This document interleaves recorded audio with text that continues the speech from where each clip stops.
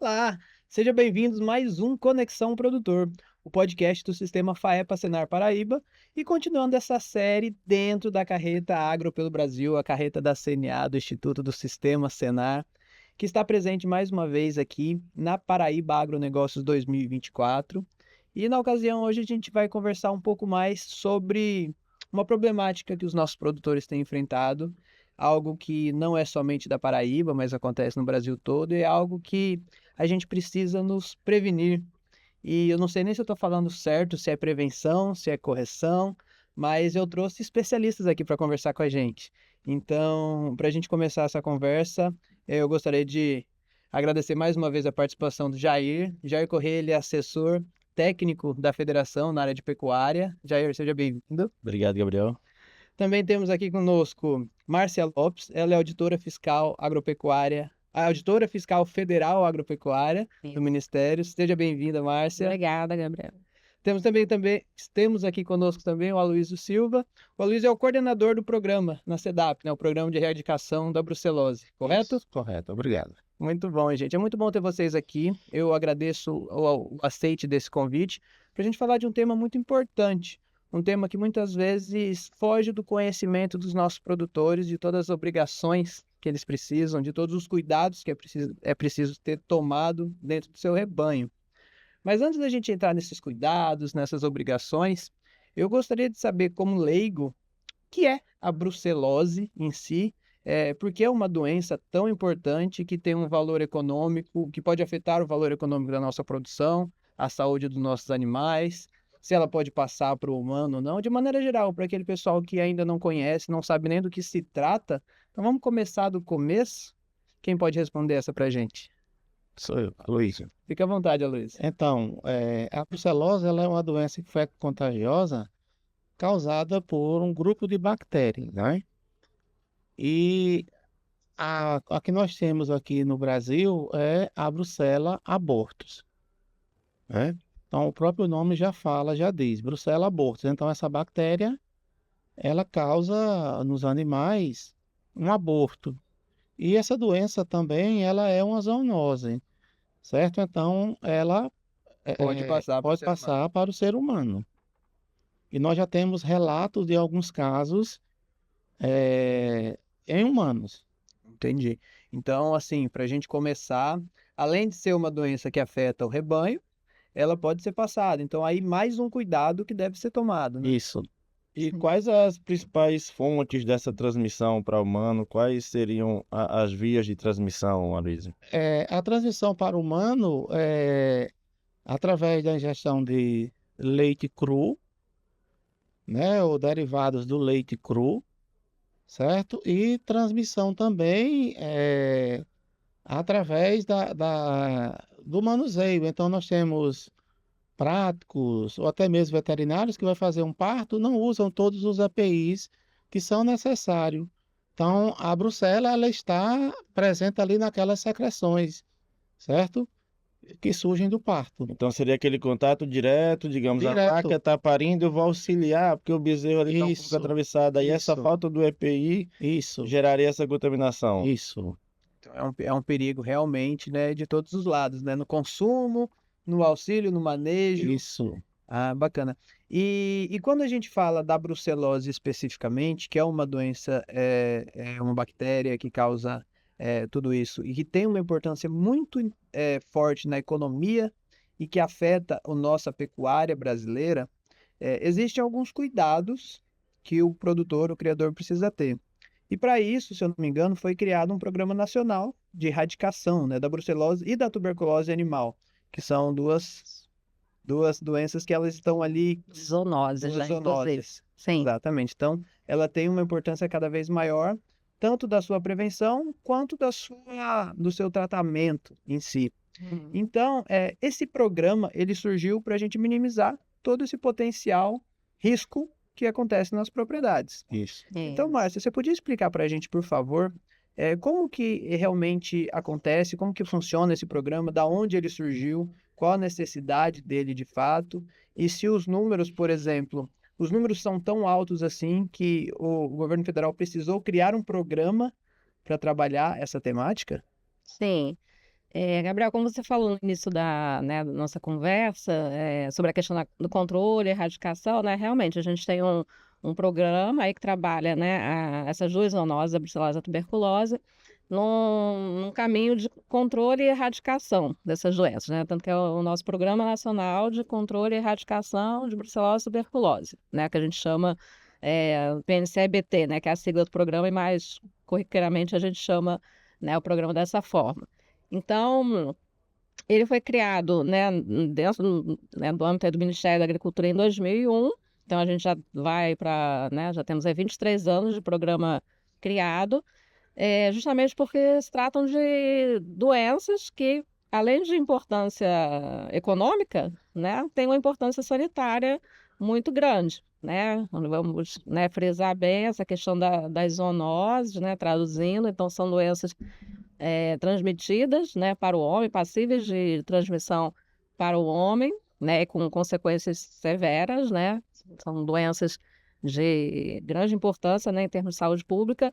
Então, a gente tem, né, o programa com metas de vigilância, né, inicialmente passando por uma fase de controle com o objetivo final de chegar à erradicação dessas doenças, né? E aí a gente tem situações epidemiológicas diferentes, né, assim, entre os estados, né? O Brasil é um país continental, né? Diversas realidades de rebanho.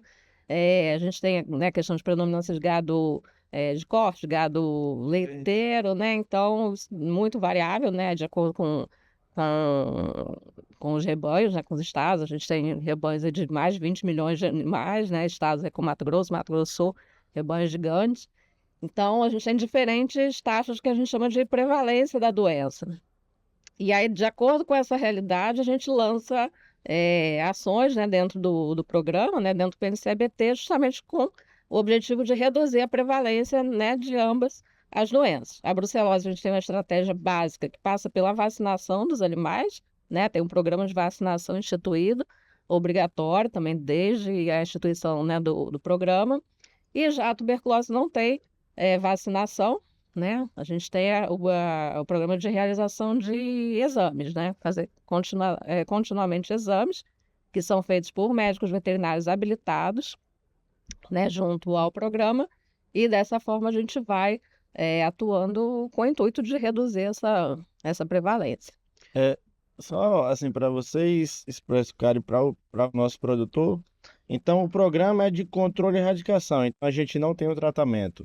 A gente não pode tratar essas doenças uma vez o animal cometido.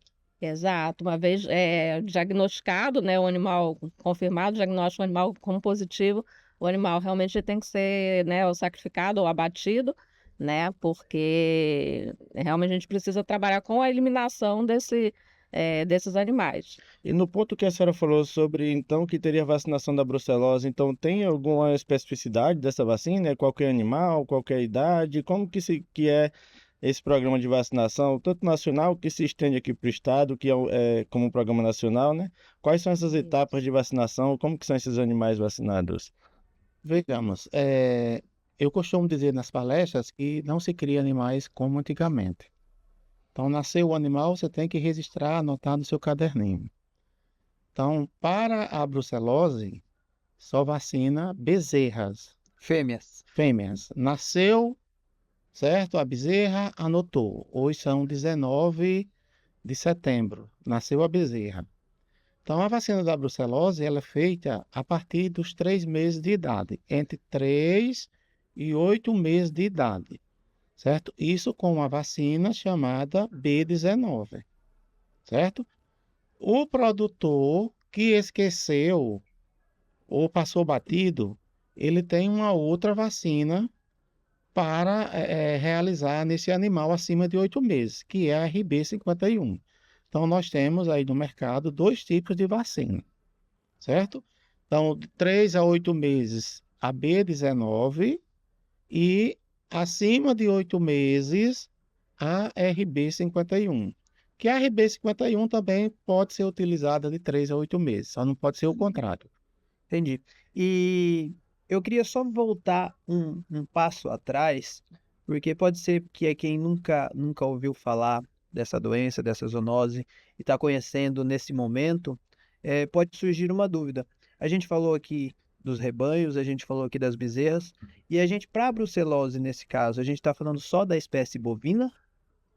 Sim, o programa é mais direcionado para bovino. Ótimo.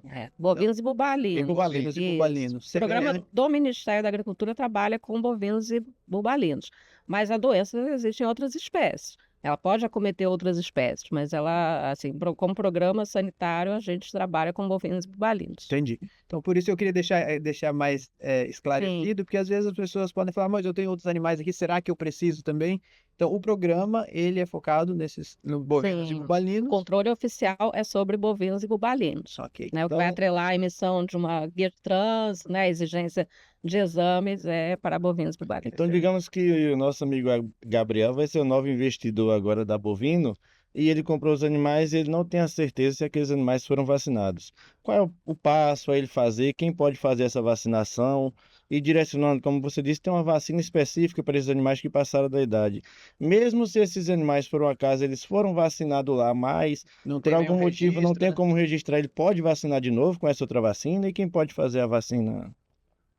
Sim, né? Como o Aloysio falou, a RB51 ela é uma vacina que pode ser utilizada a partir, né, nas fêmeas a partir de 3 meses de idade, não vai influenciar no diagnóstico desses animais, né? Então é segura quanto a isso, pela formação dela, né? Pela configuração da vacina.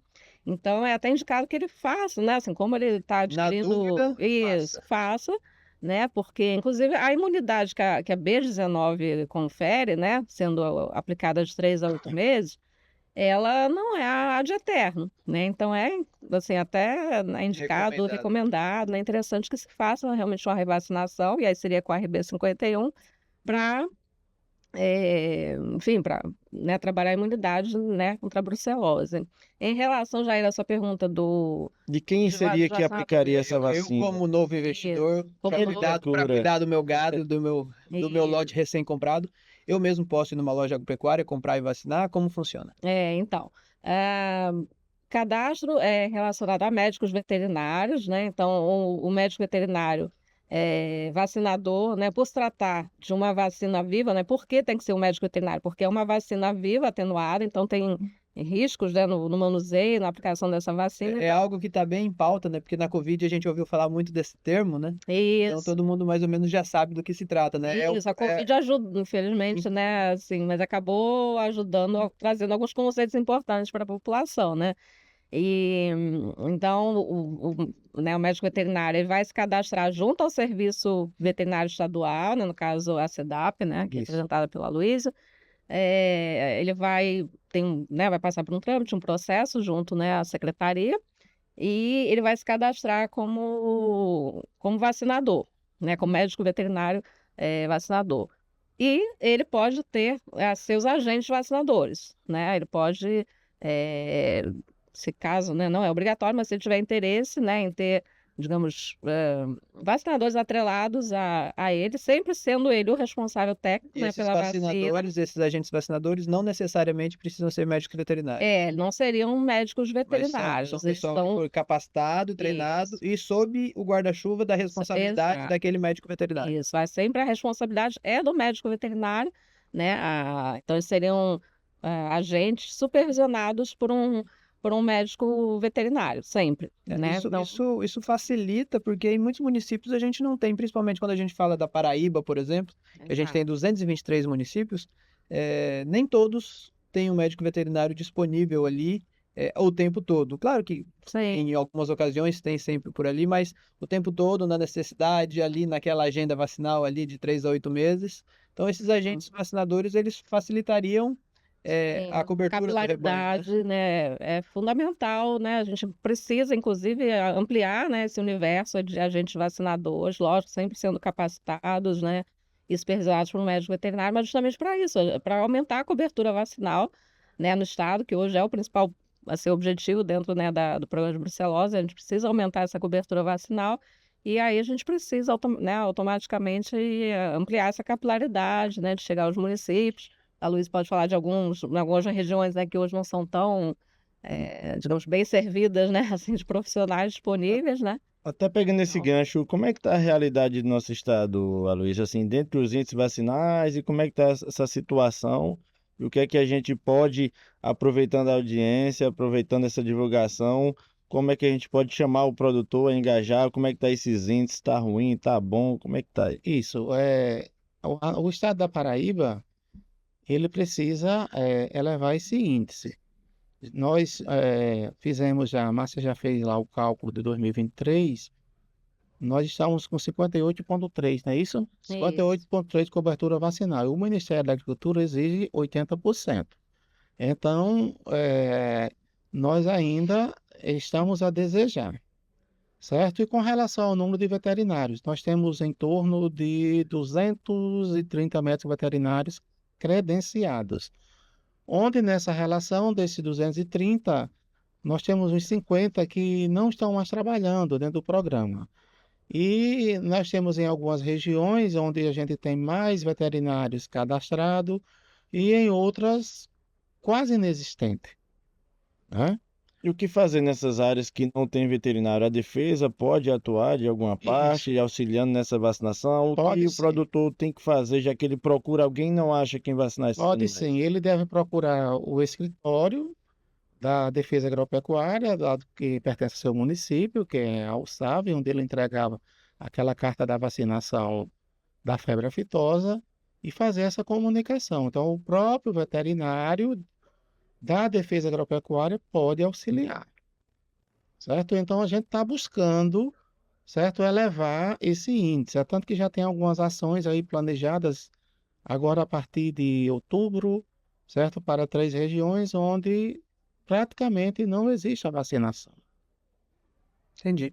E é importante porque nós estamos aí a desejar com um percentual baixo frente ao objetivo de 80%. E então, Mínimo de 80, né? A no mínimo gente de 80, né? O quer ideal chegar é aos 100, né? 100%, Mas né? E, e isso, se a gente for contabilizar do rebanho que está cadastrado, né? Exatamente. Porque a gente sabe que existe um quantitativo desse rebanho que não está informado nos cadastros da Defesa Agropecuária, né? Exatamente. Então, eu acredito que esse é um outro desafio, não só da defesa, mas disso um desafio de saúde pública, de que os criadores eles cadastrem seus animais, que eles façam essa vacinação. E recentemente, o Senar foi um parceiro dessas ações também, né, Luizio? Exato. A gente recentemente fez um curso de agente vacinador em parceria com a secretaria para tentar ampliar esse número de agentes vacinadores, sempre com o médico veterinário responsável, do jeito que a doutora Márcia falou. Isso. A gente vai se reunir, Márcia está chegando agora, e trouxe a ideia de outros estados, né? Onde o vacinador ele tem que passar pelo treinamento realizado pelo Senar. Então a gente faz aqui já essa parceria, Senar, SEDAP, Ministério, e vamos a fundo levar esse número de vacinadores, vamos atingir. Então essa meta tão vamos desejada. avançar, né? Até porque quando a gente fala de saúde animal, são programas interligados. Então a gente está aqui buscando ficar livre da aftosa sem vacinação, mas se a gente não atingir os índices então da brucelose, daqui a pouco a gente vai ter barreiras do mesmo jeito, né? Assim, Exatamente. E aí, como a gente sempre frisa, né? A aftosa é um programa muito voltado para a questão econômica, né? Essencialmente por uma questão de barreiras econômicas. E aí a gente se depara com a brucelose e tuberculose com uma importância fundamental em termos de saúde pública, né? A gente está falando da nossa saúde, né, como consumidor, né? Então, que o produtor tenha realmente essa consciência, né, do seu papel, né, da sua responsabilidade, né, na sanidade dos seus animais, porque a gente está falando isso aí, de animais que vão produzir carne, vão produzir leite, né? Então, alimentos que a gente vai colocar aí na nossa mesa, né, das nossas famílias. Então, é Não. uma responsabilidade muito grande. E então eu já reforço aqui, em nome do Senar, essa parceria, que a gente pode formar quantas turmas for necessário. A gente pode sentar depois, juntamente com todos aí que estão à frente desse programa, com a Aloysio, com a Márcia, e de identificar, de fato, aquelas regiões onde a gente tem um percentual ainda menor, né, igual o senhor falou. Algumas regiões do estado são bem distintas, tem regiões com maior número de vacinação, regiões com um número quase baixo ou quase zero, para a gente buscar esses profissionais que têm interesse em participar e buscar os médicos veterinários ali que podem servir de referência e de responsáveis para que eles ampliem cada vez mais essa vacinação, né?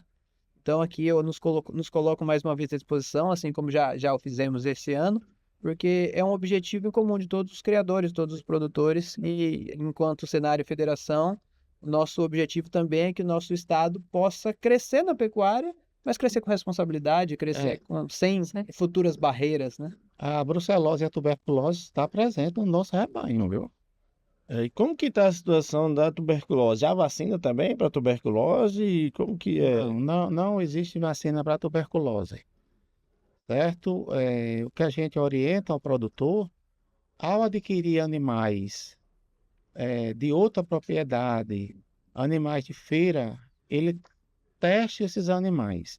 Não receba lá do produtor, ó, já testei o animal, está aqui, estou com os testes negativos. Ele chama o seu veterinário de sua confiança e faça esse teste.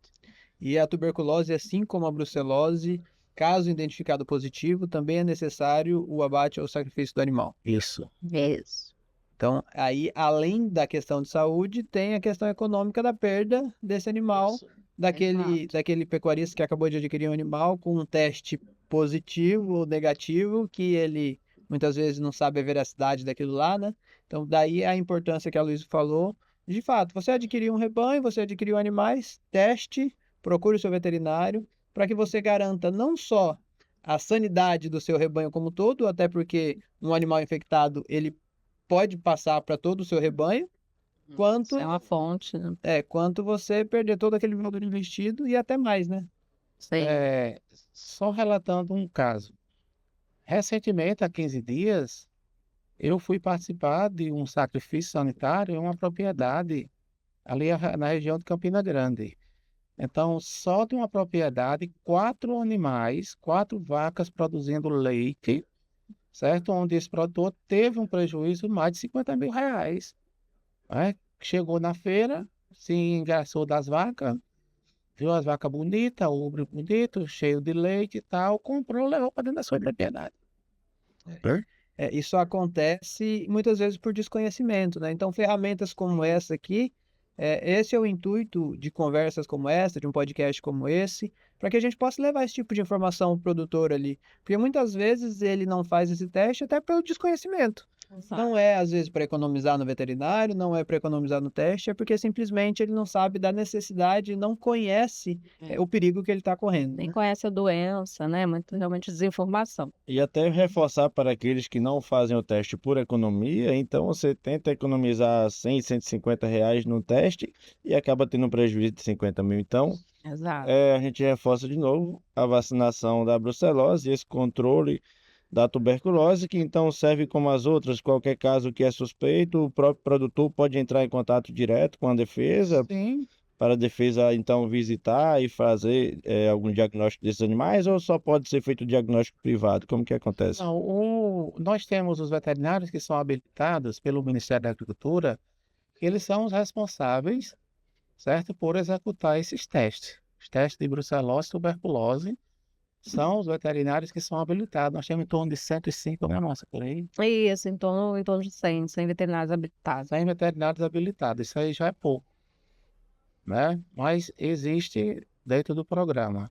Então, para a gente já finalizando e deixar aí mais uma opção para o produtor, se aquele veterinário que atende ele, que ele já está acostumado, que ele já tem a confiança, ainda não está habilitado para executar esses testes de brucelose, tuberculose, como que esse veterinário, esse profissional, ele pode se habilitar? É junto à SEDAP? É junto ao Ministério? Qual o procedimento? Isso. O primeiro passo, ele tem que participar de um curso de capacitação, tá? Promovido pelos laboratórios oficiais do Ministério da Agricultura. E, uma vez capacitado, ele vai abrir um processo, né, solicitando a habilitação naquele estado. Então, esse processo hoje todo informatizado, né, todo feito via portal Gov, né, mais um dos serviços fornecidos aí pelo portal. Esse processo inicialmente vai passar pela SEDAP, né, vai passar por uma análise documental e também de vistoria da sala de exames, né, que esse veterinário precisa ter, e estando tudo ok, né, tendo sido tudo atendido, Isso é repassado para o esse Ministério. processo é emitido para o Ministério, que faz a publicação da portaria dele de atuação profissional para poder fazer os exames de brucelose e tuberculose. Então. E aí esse veterinário, só para complementar, ele Claro. tem obrigações, né, junto ao programa, né? Você perguntou a questão do diagnóstico, assim, uma vez ele é o responsável pelo diagnóstico, né, das duas doenças. Então, uma vez que ele tem um diagnóstico positivo, ele é obrigado a notificar, né, ao serviço oficial em 24 horas, justamente para que sejam adotadas as medidas sanitárias o mais rápido possível. Para evitar, assim, uma disseminação ainda maior, né? Exatamente. Não, excelente. Então aqui já fica a informação para aquele produtor que tem aquele seu veterinário já de confiança e que esse veterinário ainda não faz o teste, orienta ele, conversa com ele, até porque às vezes na região não tem outro quem faça, ele pode ser Sim. o primeiro a estar fazendo isso aí, e aí é mais um serviço que esse veterinário pode estar prestando para os seus clientes, né, para a Isso. sua região. Com certeza. Excelente, gente. Eu gostaria de agradecer a vinda de vocês aqui para essa conversa, para esse podcast, dentro da Carreta Agro pelo Brasil. Essa carreta ela tem passado nos principais eventos agropecuários do Brasil e trazido muita informação, não só com esse podcast, com os outros que estão acontecendo em todo o Brasil, mas também com uma experiência imersiva aqui num vídeo 360. Convido vocês para conhecerem depois também. Conta um pouco da história do agro brasileiro, mundial, desde a formação do mundo até as novas tecnologias. E eu agradeço a participação, porque eu tenho certeza que foi muito esclarecedor. É uma conversa muito simples, muito rápida, mas de fundamental importância para a sanidade do nosso rebanho e para a saúde das nossas famílias, né? Então, Aloysio, fica à vontade para fazer algum comentário, algum final, mas eu agradeço já de antemão a sua participação.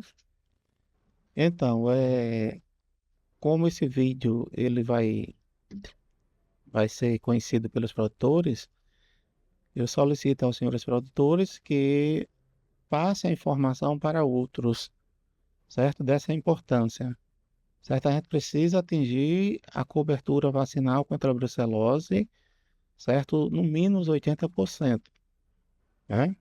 E chamar o veterinário para fazer, só faz uma única vez essa vacina, né? E vamos acreditar. Excelente. Obrigado. Márcia, da mesma forma, fica à vontade. Certo. Obrigada, né? Agradecer o convite aí do Senar, em nome aí do Ministério da Agricultura, né, a Superintendência aqui da Paraíba, a gente se coloca à disposição. E a ideia é essa, né? Divulgar a informação, né? A gente precisa muito investir em educação sanitária para realmente, né, o programa avançar, né? A gente conseguir melhorar esses índices de vacinação, né? Que é o maior objetivo hoje dentro do programa. E para isso acontecer, a participação e a conscientização do produtor é fundamental, né? Sem essa parceria, a gente não consegue avançar no programa, né? Não cabe somente ao serviço oficial essa atuação. Então, é agradecer e nos colocar à disposição, né? Como a gente já vem tratando, né, em outras reuniões, com o Sim. Senar, né? Algumas ações conjuntas. Então, eu espero que essa parceria continue, né? Que a ideia realmente é essa aí, né? A gente garantir a nossa segurança alimentar, né, e a sanidade dos rebanhos. Daí, Agradecer, né, a visita dos colegas veterinários nesse podcast e também nos colocar à disposição tanto do produtor para esclarecer algumas dúvidas e fazer aqui uma ponte entre os órgãos, que a gente sabe que às vezes o produtor, ou por receio, ou até por conhecimento, não ter acesso direto a vocês. A gente, enquanto Federação da Agricultura, também nos colocamos para fazer esse elo de comunicação e nos colocar à disposição também dos órgãos, como a doutora Márcia já frisou, de seguir nessa parceria, buscando cada vez mais proteger o nosso rebanho e a nossa população. eu acredito que essas informações, principalmente quando a gente fala do prejuízo financeiro, tocam mais o produtor. Apesar de que não deveria ser assim, porque a gente sabe que é uma questão de saúde, não só para o próprio rebanho, como para nossas famílias, mas quando a gente apela para o bolso, talvez essa seja uma forma da gente mostrar ao produtor que é necessário fazer tudo isso. Sensibilização, né? A sensibilização financeira. É. Pode falar, Lili. Se algum produtor tiver interesse que o serviço oficial, a Defesa Agropecuária, o Ministério da Agricultura, vá até seu município proferir uma palestra que a gente chama de educação sanitária sobre o tema, estamos disponíveis. É só entrar em contato com o escritório da Defesa Agropecuária do seu município que a gente chega lá. Excelente, mais uma informação. Então, muito obrigado, gente. Eu agradeço mais uma vez a participação de vocês. E você que assistiu até aqui, não esquece de seguir a gente nas redes sociais, seguir a Carreta Agro pelo Brasil, seguir o Senar Faepa Paraíba e o Conexão Produtor, esse podcast do sistema Faepa Senar Paraíba, sendo mais uma vez realizado nessa estrutura magnífica da Carreta Agro pelo Brasil. Muito obrigado e até a próxima.